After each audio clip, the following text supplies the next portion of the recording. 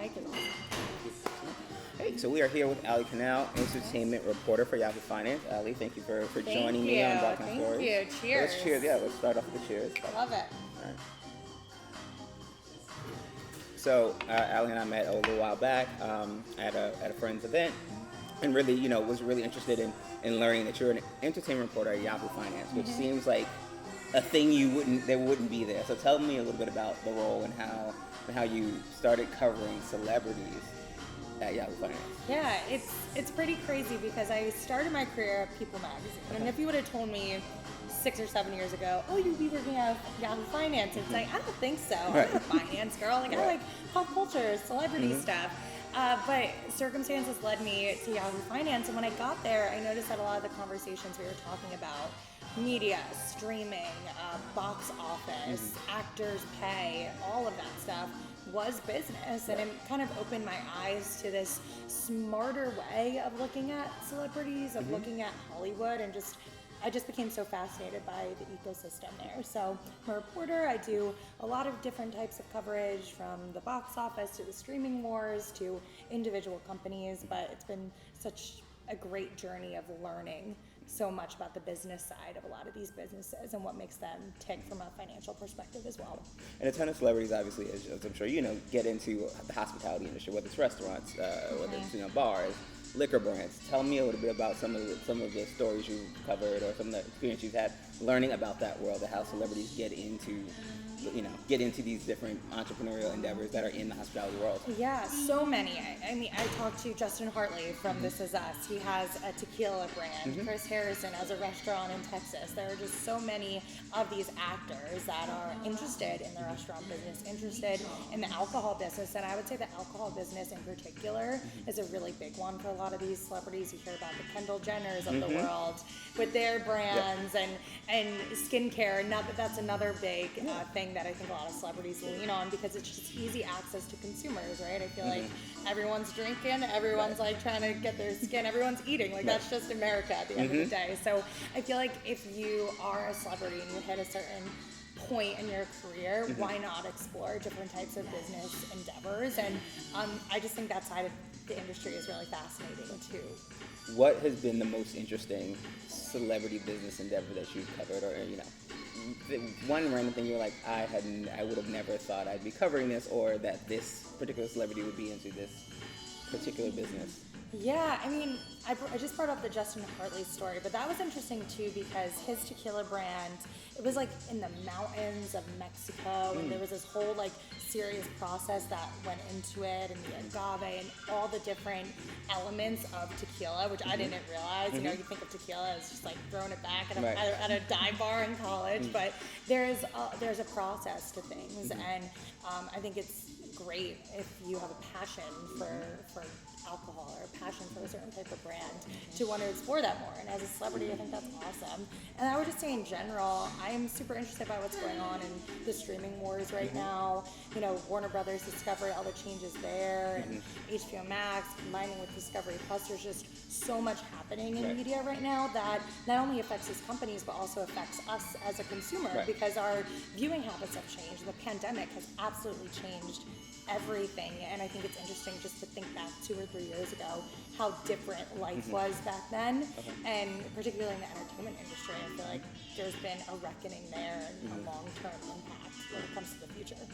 And do you have any predictions? Do you have any hot takes on what do you think, who's gonna, if not win the streaming wars, who's a dark horse? Let's not say win. Like who's somebody you think people aren't paying attention to? I think this? Amazon Prime and a lot of these tech giants are actually the dark horse, because if you think about Netflix or even a company like Warner Bros. Discovery, investors are really focused on profitability, on free cash flow, really proving that the streaming model is here to stay, that this is a business model that works. Whereas Amazon or Apple, they could fail a couple times. They don't need to have a win every single time, because it's not their core business. As long as Apple's making iPhones, they're going to be fine, and they can take that money and kind of mess around in the streaming world. And you've seen them do a lot of really great things. I mean, Coda won Best Picture at the Oscars. Amazon Prime is coming out with a new Lord of the Rings series that cost $465 million to produce one season, but Amazon can do that because it's a huge tech company and they have the money and the resources. So I think keep an eye on a lot of these tech giants, but I do think there's going to be a lot more consolidation in streaming overall as well. You say you're not a finance girl, but you said profitability, you named you named numbers, you exactly. Like I feel like it's rubbing off. I've learned a lot, and I'll joke with my friends like, "Oh, fake it till you make it," and they're like, "No, like you know stuff now." Like, okay, yeah, I guess I've been in this role for about 4 years now, so I've definitely learned a lot of things, earnings calls, whatnot. So it's just crazy just to see the growth when you're in something every day. Yeah. And I think that is interesting. So how do you talk? We talked a little bit before we got on about how you doing your off time. So you're a vodka girl. You're sipping a lovely Cosmo here at Great Jones Distillery, and shout out to them for having us. And I am doing my tried and true old fashioned. What is the off time look like? What is a good hangout night? You want to kick back? You want to? Well, ironically, you're like me. There was one point where I couldn't go to concerts anymore because I used to be a music writer, and I was like, I'm sort of burnt out. So, are you still streaming? Are you going home and turning on TV? Are you something different? I just watched the Netflix movie Look Both Ways the other day. So yeah, I do still like vegging out. I've noticed as I've gotten older, I only have like one good night in me to go out, and so I appreciate the moments where I'm just relaxing in my bedroom with like some candles on, watching TV shows. I'm like sound like I'm getting old, which is true. I am. But yeah, I just like hanging out with friends, family. My family's super important to me, especially in the summer. I feel like I live out of a bag because I try and go down the shore as much as I can to soak up the sun and the beach. That's sort of my main happy place.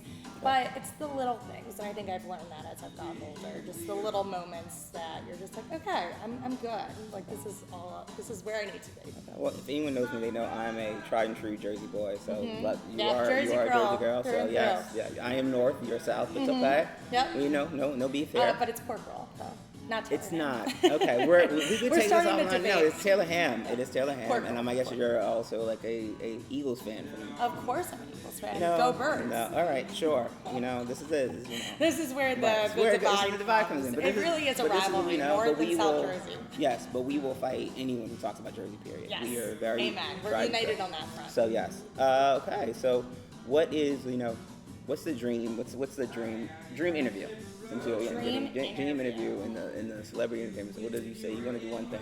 I mean, it sounds so cheesy. I mean, I could talk to like any of the Kardashians. Yeah. Oh, like okay. Kris I thought you were Jenner, gonna go Kim Oprah. Okay. Kardashian. I just feel like they get a really bad rap from a lot of people.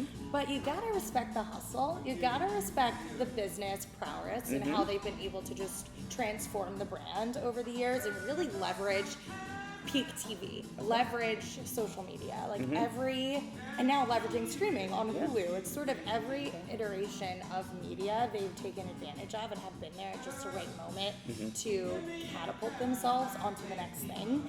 And I just respect that, and I would love to just pick their brain about what's next and how they really go about and approach all their different businesses, because they're a brand, they're a business.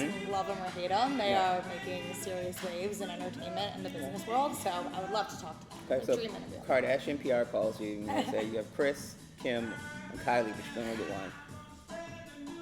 I think I would go with Kim. Okay. Although any of them would be great, but I feel like Kim was really, and I just think it's cool everything she's doing with the law degree now, and she's just kind of broadening herself outside of what she was known for back in the day. So I feel like she'd be an interesting interview. But that's a really tough one because I feel like all three would be very interesting. Yeah, I feel like they all have different all have different paths. I feel like Kris Jenner, she's the momager. She's like the brain behind everything too. So another interesting one. And I believe she also loves a good vodka drink. Oh, I love it. There we go. Girl after my own heart. Okay, cool. Well, since I'm going to edit this, anything else I can ask you that's of interest, since you are also an interviewer? I know, right? What else is interesting about you? What is interesting about me? It's a very loaded question. I guess what's your background too? Like, I know you started in the drink business, or? No, I started out, my family owned a dive bar in Newark. So never wanted. Ironically, that's when dive bars were really dive bars. So Never had an interest in doing that. Like you, Yeah. I was like, I want to go into I want to be a writer. I want to be an entertainment writer. Came to the city, fell in love with the city, went to school here, was obsessed with it. Yeah. And like, yeah, I'm gonna be a music writer. So yeah, wrote for Billboard, That's wrote for awesome. other places for years. And then again, the opposite is like, when you dream about, you get what you want, you get that dream. Yeah. It sometimes turns, and it was like, yes, it was like, I was somebody who loved grilling or loved eating sausages, but I saw how sausages got made every day, and you're like, Yeah. I don't want to eat sausage anymore. Yeah. Run that metaphor into the ground. So it was like, I needed to step back from that part of my life, but I still like creating, still like writing. So a couple years ago, I started, people were doing food porn. I just started doing drink porn because I would be at bars, I'd be traveling for work. At this point, I was doing digital marketing. I'd be traveling for work, and I'd just hang out at a bar for dinner, to grab dinner. If I'm by myself, I would eat at a bar, talking to bartenders, and every bartender I ever met was like the most interesting person in the world, because no one grows up wanting to be a bartender, at least they did back then. So, just hearing all their stories, it was like, all right, it started being more than just about taking the drink, but it was like, what made you make this drink? And then I started getting into the spirits themselves. And awesome. So just kind of became obsessed with like telling stories through that lens, and still talking to people like you about, about how they tie into that world. Like we met through, we met through Anna, and Anna is a great person on the spirit side, but we also talk about music all the time. So it's like, what is that? How kind of having a great cocktail with someone, which is kind of the premise of these, is the purpose of like just getting to know someone and learning about them, but also learning about what people drink will tell me a little bit about them typically. Yeah. So sometimes I will say to a person like, Joe does this all the time. He's on part of this interview. He'll say, "Oh, what should he'll go somewhere and text me, what should I drink?" Like, I know you well enough, but also, what do you want? Like there is, how do you feel? Like we were saying earlier, like your boyfriend's a little fashioned guy. Right. But there'll be times where he might just want straight whiskey, or I know my wife loves wines, but there are times when she's having a rough day. I know she wants a dirty martini. It's like, where are you in your day? What time of the honestly, what time of the year is it? It's all these things that make people who they are, and that those things, the same way people will talk about what are your favorite, what are your top 3 albums or top 3 movies, I think tells a lot about you. For sure. In some ways, obviously didn't tell everything. No, I think that's super interesting, and I totally agree. I feel like bar, restaurants, like dining, like going out to dinner is one of my favorite things ever. And my dad always is like, why are you spending so much money on like just like food? I'm like, because there's like a community aspect to it. It's like the one time where you put the phone away, you put social media away, and you just focus on the other person and really have a conversation, whether it be at a bar or like a restaurant of sorts. And I just feel like that connection, especially in today's world, you can miss out on pretty easily. So like that's why I love going out to dinner. Like one of the things I love about being in New York, which is why it was so hard during the pandemic, when I feel like a lot of this stuff was just eliminated. Like going out to bars was eliminated. Like dining was eliminated, and that was, I think, a really rough period for people not to be able to connect in that way. Yeah, I would say I'm terrible in that. Yes, I will put my phone down, but it's after I've taken the photos of all the drinks. Of course, but like that's like. But but then it's like thing. But then it is it is that connection. Again, to your point, I think it's not only that connection with the person you're dining with, but I've even extended to you go places enough, like the waiters, or bartenders, or you know if you have your regular places too, especially, or just learning that experience. I think even, not to blather on, but even going to different cities, I think that the first time you walk into a restaurant in a new city, like I rather talk to the waiter will tell you more than probably most concierges, but they're like, oh yeah, they're from there, they will tell you the things that yes, you can do your hit Nashville, yes, you want to do all the key things, run the op, etc. But there may be a great bar or restaurant or experience in general that they know that's more local. For sure. And that's like, I think, key, and I'm notorious for doing that. Like, I'll ask everyone, every waitress, everywhere, I'm like, what should I order here? Right. Like, even like as simple as that, and then it can go beyond like, all right, well, where should I go here? Like, I feel like getting that local perspective is so important too. And I love traveling. I love visiting different places and cities, and kind of stepping out of my comfort zone a bit. Like, really amazing. What's your most recent favorite destination? So I just went to Newport, Rhode Island for the first time, which I thought was super, super cool. I'm going out to LA for work, and I've never been to LA or California for that matter. All right. So I'm a little nervous for myself because I feel like I'm gonna love it, and like, but I don't know. I mean, I'm an East Coast girl, so I'm not sure if that's. You like the beach, But I love the beach, so I don't really know Okay. how that's gonna go, but I'm excited to Okay. really see the city and experience that. When you get back, I want to hear your thoughts. Okay. I have a take. I have a feeling already. A lot of people do have hot takes on LA, so I'm curious too, especially because I'm like you. I grew up like coming to the city every so often and just being so like entrenched by it. Like it's just there was a magic about the city. So when I graduated, I did know 100% like this is where I'm coming, and I feel like I have such a connection to New York and always have. So curious how my LA experience is gonna go. I think I would take on how y'all. Okay. What I will tell you about my LA, and the first time I went to LA, hated it. Second time I went to LA, hated it. Third time I went to LA, loved it. I found my part of LA that I really like. Yes, which I think is the same with New York. Yeah, like you exactly. need to like try the different neighborhoods and find like the areas that you enjoy. And it's weird though. My favorite part of LA is downtown LA, which looks like New York City. Okay. It looks like a very junior New York City. It's dirty. It's You Skid like Row. feel like connection to home. Yes, everything's a little bit more closely connected. I mean, I love the beach. I love it's beautiful to drive out to I Beverly love Hills like and see not all that having to amazing. drive. Right. I gotta say. Yes. And like I like that I can walk home to my apartment, or I can walk to work outside, or walk to get a cup of coffee, and I don't need to get in my car. Especially what I've heard from LA traffic. I don't know if I'd be down to like be driving an hour every time I want to go somewhere. So I don't know. I don't know how I feel about that. There we go. That's the New Yorker in us. Yes. So all right. So my last official question I love asking everyone, no matter what interview I'm doing, is, and we can't say the Kardashians because that was an interview. You could have a drink. Have a nice Cosmo here. You can have the Cosmic Cosmo at Great Jones Distillery with one person, dead or alive. Oh gosh. Would it be? One person dead or alive? That's a really tough question.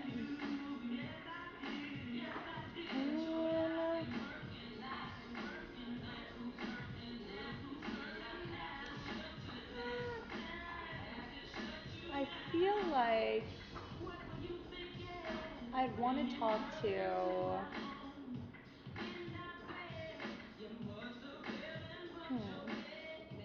It's a big question. I like that you're really giving. I'm really trying to think You're really, going really deep. hard. Okay. Of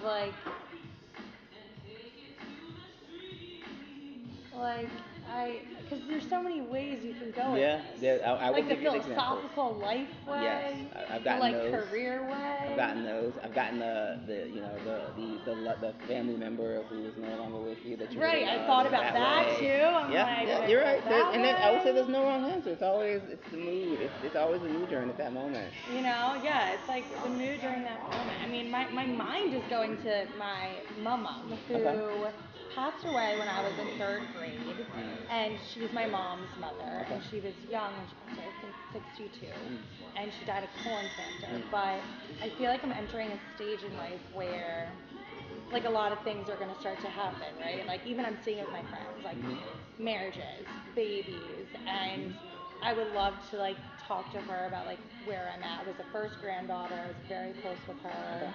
First grandchild, I should say. And just kind of have a drink with her and like see how she feels like I'm doing in life and how I've been, how I've gotten to where I am. Because I feel like a lot of times it's so easy to not appreciate where you are and how much you've done to get to where you are. It's like easy to kind of say, oh, I'm not doing enough, or I'm not where I want to be in any aspect of life, your career, your personal. So I just think to like have that conversation with someone who obviously knows you, loves you, would be an interesting person to kind of dive deeper into. But there's a lot of different. That was a damn good answer. No. Okay, good. I'm glad because I was like, that's a hard cheers question. Cheers to your mom, and Thanks. cheers to perspective. Perspective. There you Yes. go. Amen. Cheers. Cheers. I think that was a perfect note to end on.